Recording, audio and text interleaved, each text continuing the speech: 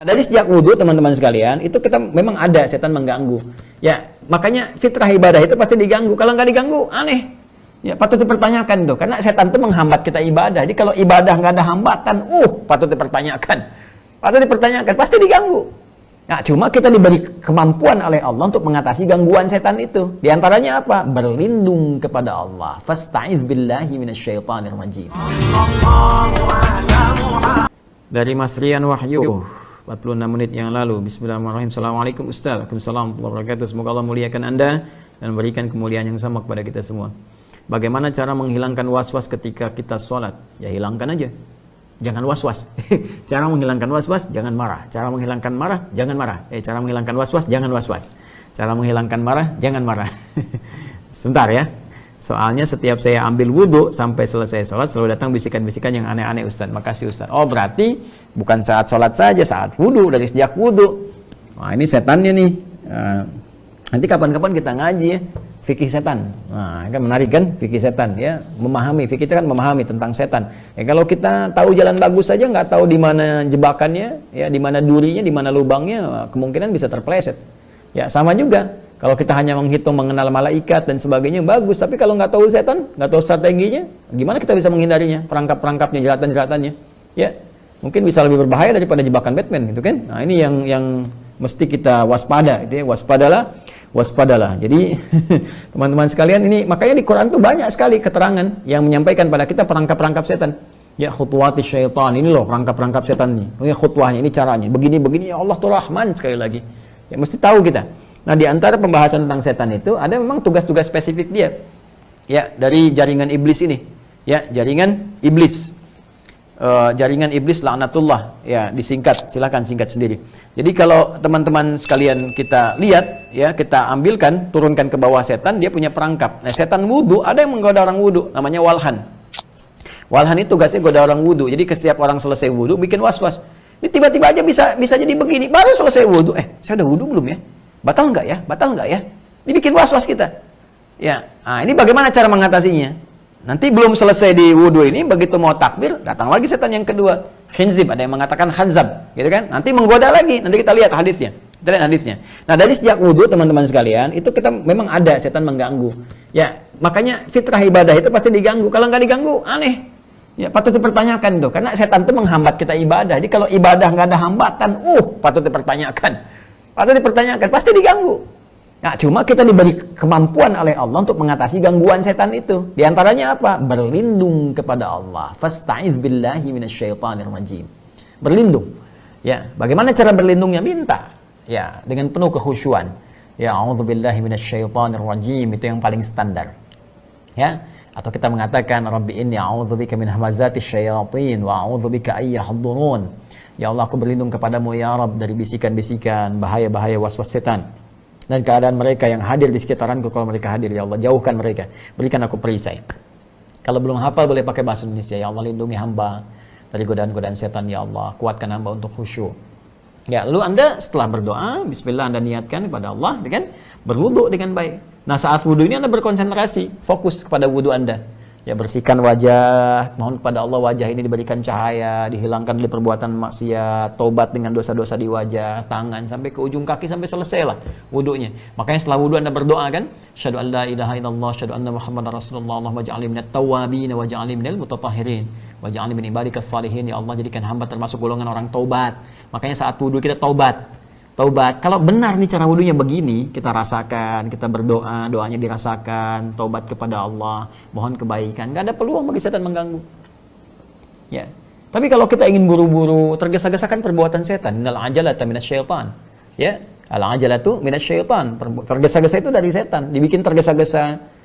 Wah, Allahu akbar, Allahu akbar. Udah kumat nih, cepet nih. Akhirnya nggak sempurna wudunya, setan masuk di situ.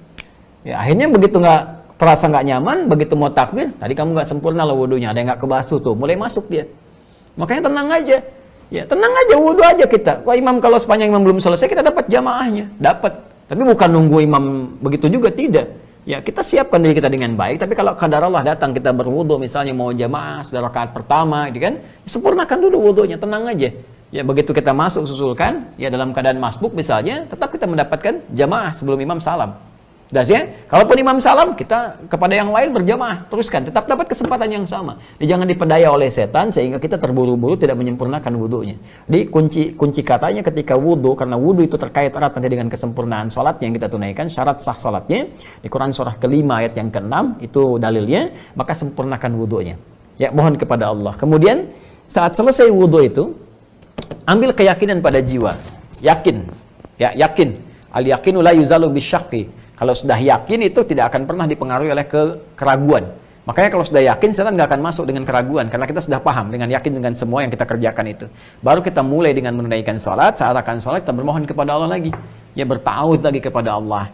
Ya, bahkan kalau kita godaan-godaan yang cukup kuat dan sebagainya, ada was-was, problem kita masuk, ya, dibayang-bayangi oleh keadaan kehidupan misalnya, oh takut begini, takut begitu, macam-macam. Kita berdoa lagi, minta kepada Allah, mu'awwadzatain. Ya, bisa dengan surah Al-Falaq, dengan surah An-Nas sebelum kita sholat, minta kepada Allah perlindungan. Ya, kalau keadaan biasa saja langsung saja bismillah kita bertakbir. Tapi kalau godaannya begitu kuat, kita beristi'adzah. Ya, setelah itu kita minta perlindungan kepada Allah, ayat-ayat perlindungan, baru kemudian kita bersiap menunaikan sholat, berniat kita bertakbir. Ya kan? Ya. Nah, di sini poinnya. Karena hati-hati kalau kita tidak melakukan dengan benar, dengan khusyuk, dengan baik, teman-teman sekalian, maka saat dia mulai bertakbir, fa idza kabbara, maka ketika dia mulai bertakbir, fayaqulu syaitanu, maka setan yang bertugas menggoda saat fase sholat. Jadi kalau saat wudu selesai walhan tadi, setannya, fase sholat khanzab setannya. Maka dia berkata, fayaqulu syaitanu udhkur kada, ingat ini, ingat itu. Ya, maka jangan heran, kalau sebelum sholat kita bisa seakan fokus, tapi saat mulai takbir semua diingat. Bahkan yang tidak ingin kita ingat masuk. Gak percaya silahkan cek, masuk. Ya, nanti kalau Anda sholat ya, materi saya sekarang pun tiba-tiba akan muncul. Ingat kata Ustadz Adi, itu setan bisa membuat Anda lalai. Itu setan Joni yang lagi menggoda Anda tuh. Bukan materi saya. Ya, itu tiba-tiba tuh bisa datang begitu saja. Maka apa yang harus kita lakukan? Apa yang harus kita lakukan? Berusaha untuk khusyuk. Bagaimana caranya khusyuk? Dibahaslah kemudian langsung oleh Allah disampaikan. Di ayat ke-46 di surah Al-Baqarah. Surah kedua ayat ke-46. Alladzina yadhunnuna annahum mulaqu rabbihim wa annahum ilaihi raji'un. Jadi untuk khusyuk itu persiapan dimulai sebelum sholat. Rasakan kita akan menghadap Allah. Dan bayangkan boleh jadi ini sholat yang terakhir yang kita kerjakan. Sholat itu memenuhi panggilan. Allah panggil kita. Dipanggil Allah itu artinya apa? Puncaknya kita kembali kepada Allah. Makanya di ujungnya ditutup dengan kalimat ilaihi raji'un. Ya, alladzina yadhunnuna annahum mulaqu rabbihim wa annahum ilaihi raji'un. Kan kalimat apalagi nih udah menjelang malam nih. Kalau udah kalimat raji'un kita mengerti pulang kan? Ya, dipanggil Allah itu pulang kembali kepada Allah. Sekarang setiap hari 5 kali diingatkan kita dipanggil Allah. Dan mungkin itu panggilan terakhir. Makanya kata Allah langsung dalam Al-Quran Allah firmankan, alladzina yadhunnuna annahum mulaqu rabbihim. Setiap akan sholat rasakan kita akan menghadap Allah. Dan ini mungkin panggilan pulang kita. Betapa indah saat pulang lewat sujud, sedang taat kepada Allah, insya Allah husnul khatimah, gitu kan? Nah, maka kalau keadaan kita merasa sudah seperti itu, kita siapkan baju yang paling halal, yang paling baik, kondisi hatinya bagus, siap. Lantas kemudian kita belajar. Ya, sebelumnya kita siapkan. Bacaan-bacaan itu kita pahami dulu. Itu yang dimaksud Quran surah ke-29 Al-Ankabut ayat ke-45. Sebelum sholat tilawahi dulu tuh bacaan-bacaan, gerakan-gerakan sholat. Utslu, itu perintah dari kata tilawah. Baca, pahami. Di takbir, pahami dulu. Bacaan takbir itu maknanya apa. Bacaan ruku maknanya apa. Sampai ke sujud, sampai ke salam. Pelan-pelan. Nah, dengan pemahaman itu ketika lisan berkata Allahu Akbar, pikiran kita menerjemahkan Allah Maha Besar. Hati kita meresapi, ya Allah, Engkau yang Maha Besar. Aku bertobat, selalu merasa besar dalam kehidupan. Sombong kepada kawan-kawan, merasa yang lebih hebat dibandingkan yang lain. Angkuh terhadap kawan-kawan dan tetangga sekitaran. Itu hadir di jiwa kita. Sehingga dengan itu kita rasakan, nah nggak ada tempat bagi setan mempermainkan kita. Kenapa? Karena pikiran kita sudah menerjemahkan apa yang sudah kita bacakan lewat lisan. Setan nggak punya tempat di pikiran kita. Ya, pikiran nggak terganggu lagi, fokus menerjemahkan. Hati meresapi, nggak bisa was-was ke dalam hati kita. Ya, karena itu setelah kita mengatakan, ya Allah saya taubat dari keburukan-keburukan, kita berkata, Allahumma ba'id baini wa baina khataya. Ya Allah saya mengaku banyak salah, banyak dosa ya Allah. Maka aku mohon di kesempatan ini agar Engkau mengampuni dosa-dosaku dan jauhkan aku dari dosa-dosaku seperti Engkau jauhkan timur dengan barat yang tidak pernah bertemu. Aku nggak ingin ketemu lagi dengan dosaku ya di akhirat saat semua ditampakkan. Ya wa may ya'mal mithqala dzarratin syarran yarah. Saat keburukan ditampakkan nampak, aku mau lihat ya Allah. Seperti Engkau jauhkan timur dan barat yang tidak pernah nampak, tidak pernah bertemu. Ya, jauhkan pula aku dengan dosa-dosaku ya Allah, dengan kesalahanku. Allahumma naqqini minal khataaya kama yunqqa ath-thawbul abyadu minad danas. Allahumma ighsilhu bil ma'i wath thalji wal barad ya Allah. Kalau memang terlampau pekat, bersihkan ya Allah. Bersihkan, beningkan seperti ya noda itu dibersihkan dari najis, dari kotoran-kotoran walaupun menggunakan air yang sangat dingin. Anda taubat. Atau Anda baca Allahu Akbar kabira, alhamdulillah katsira, subhanallahi bukratan wa asila, wajjahtu wajhiya lilladzi fataras samawati wal ard hanifa wa ma ana minal musyrikin. Ya Allah, aku sekarang menghadap dengan sepenuhnya, dengan penuh kekhusyuan kepada penguasa, pemilik langit dan bumi, ya Allah, penguasa segalanya. Dan aku bersaksi, ya Allah, aku berkomitmen, aku bukan termasuk orang yang menyekutukanmu. Inna salati wa nusuki wa mahyaya wa mamati lillahi rabbil alamin. Ya Allah, sungguh salatku saat ini, semua ibadahku, ya Allah, hidupku yang kau berikan kepadaku untuk beraktivitas. Bahkan kalaupun kau wafatkan aku dalam salat ini, ya Allah, aku bersaksi, aku pasrah kepadamu, ya Allah, penguasa seluruh alam. Ya, la syarika lahu bidzalika umirtu wa ana minal muslimin. Aku bersaksi, ya Allah, tidak akan menyekutukanmu, ya Allah, dan aku akan tunduk patuh kepadamu. Walaupun kau wafatkan aku dalam kesempatan saat ini, saat ruku, saat sujud, ya Allah, maka wafatkan aku dalam keadaan tunduk dan patuh kepadamu. Tuh.